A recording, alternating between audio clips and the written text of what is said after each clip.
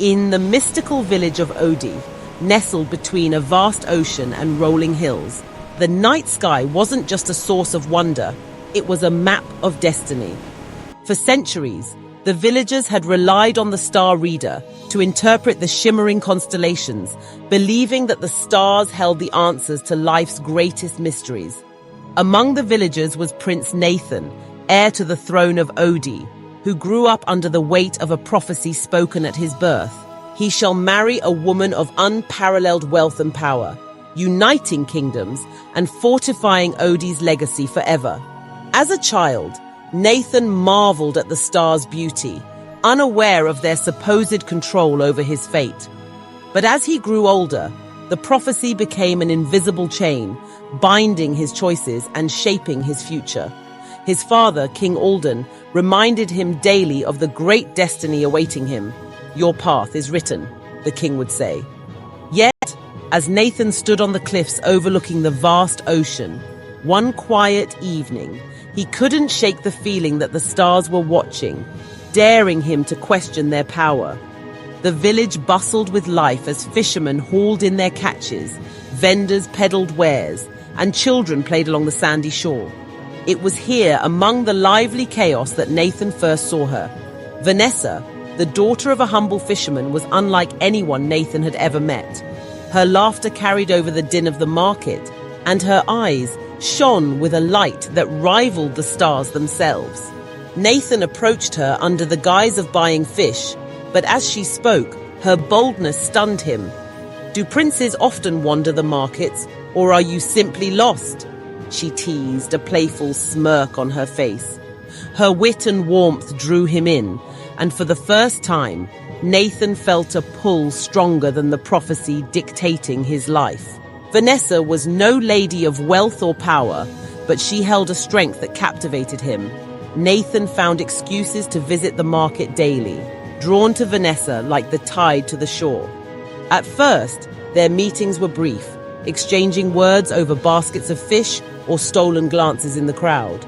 But soon they began to meet in secret, away from the prying eyes of the villagers. Vanessa wasn't blind to the risks of their growing connection.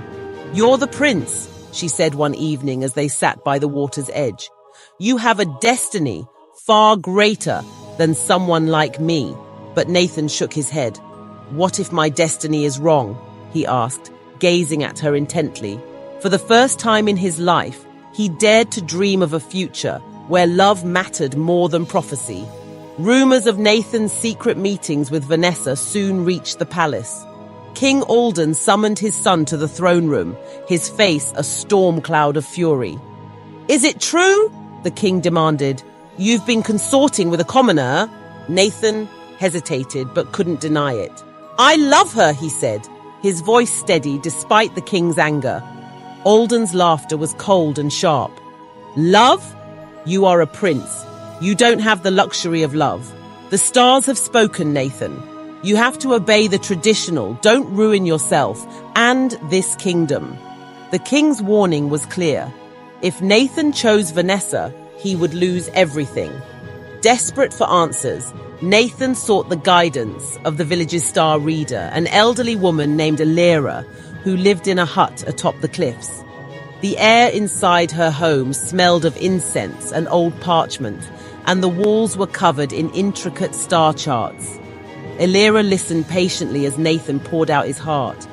"The stars may predict the future," she said finally, her voice calm and steady, "but they do not control it. They show possibilities, not certainties. The path you walk is yours to choose."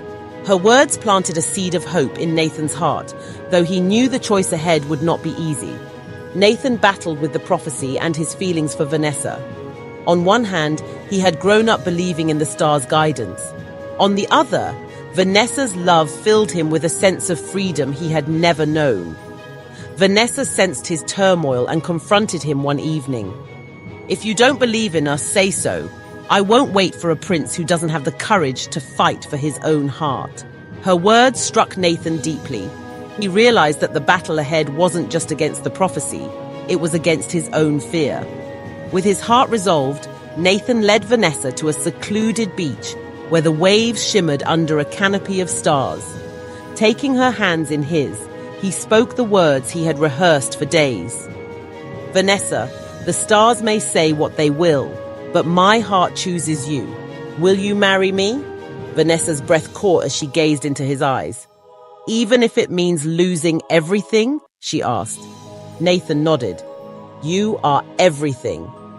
Tears streaming down her face, Vanessa whispered, "Yes."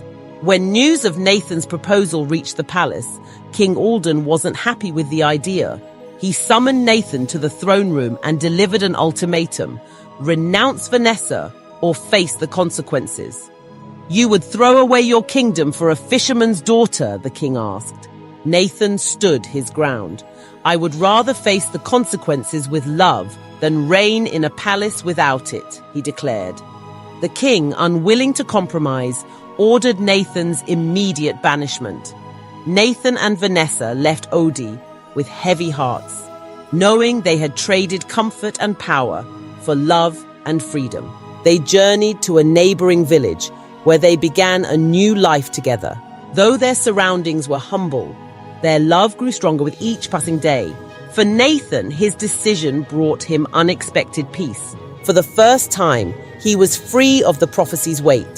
"The stars may have guided my birth," he told Vanessa one night, "but you guide my soul." Life outside ODI was nothing like the grandeur of the palace. Yet Nathan and Vanessa found joy in the simplicity. Nathan worked as a laborer in the village, while Vanessa mended nets for fishermen. They built a small hut by the sea where laughter and love filled their days, but not all was easy. The villagers, hearing about the prince's decision, kept their distance at first. Some whispered that the star's curse would follow him. Vanessa remained calm, reminding Nathan of their strength together. "Let them say what they like. They don't know us," she said, squeezing his hand. Back in ODI, King Alden's strict rule had alienated many, and whispers of rebellion reached the palace walls. The villagers began questioning whether a king who valued prophecy over his people was fit to rule. Unaware of the growing tensions, Nathan focused on his new life. But when an old friend from ODI, Marcus, arrived with news, the past came rushing back. "The people are struggling under your father's rule," Marcus said. "Some believe you are the rightful king, destined to lead us." Marcus's words unsettled Nathan.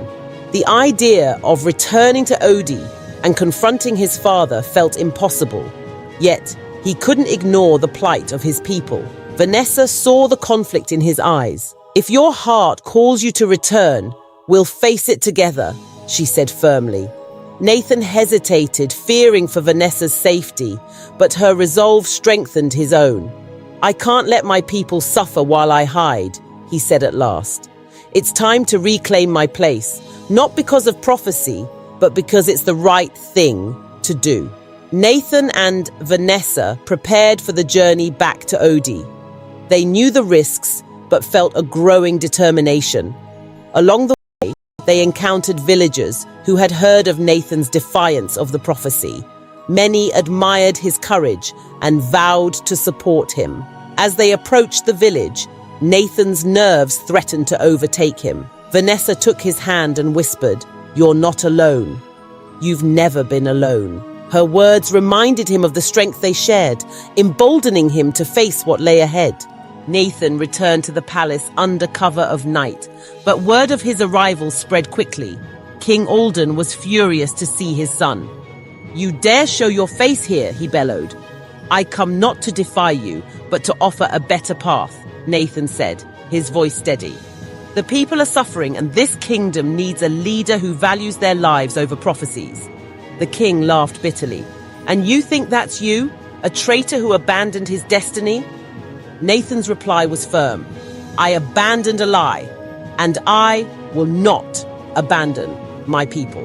The palace courtyard filled with villagers who had heard of Nathan's return. Many carried torches, chanting his name. Seeing the support for his son, King Alden's confidence wavered. The people, once loyal to the throne, now demanded change. Vanessa stepped forward, addressing the crowd with fierce determination. A true leader is not chosen by stars or titles, but by the strength of their heart. Nathan has proven his worth, not by prophecy but by his actions. Her words ignited the crowd, and their cheers grew louder.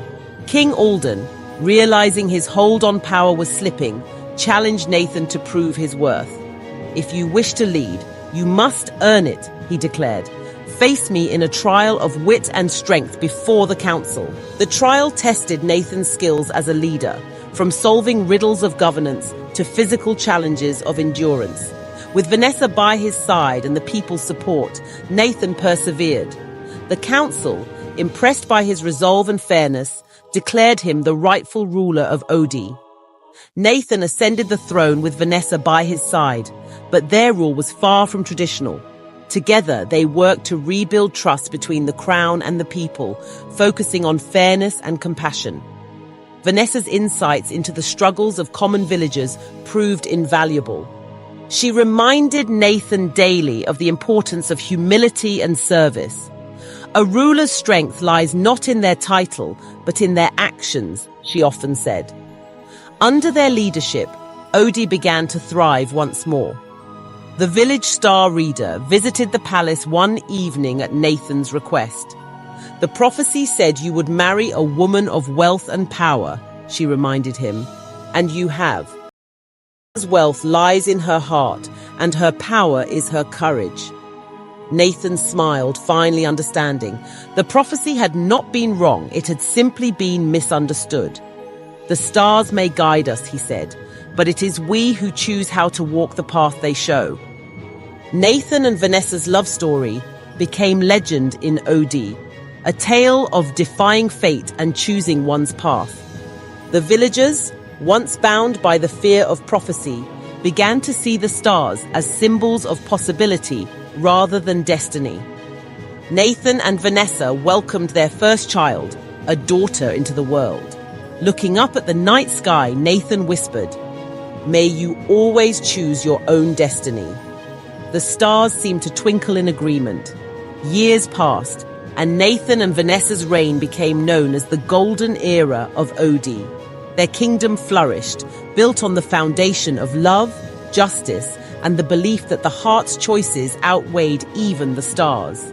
Standing together on the cliffs one evening, Nathan and Vanessa looked out over their kingdom. "Do you ever regret defying the prophecy?" Vanessa asked softly. Nathan shook his head, his gaze full of love. "Never. The stars may have shown me a path, but you showed me the way." And as the waves crashed below, the stars above bore silent witness to a love that had rewritten destiny itself.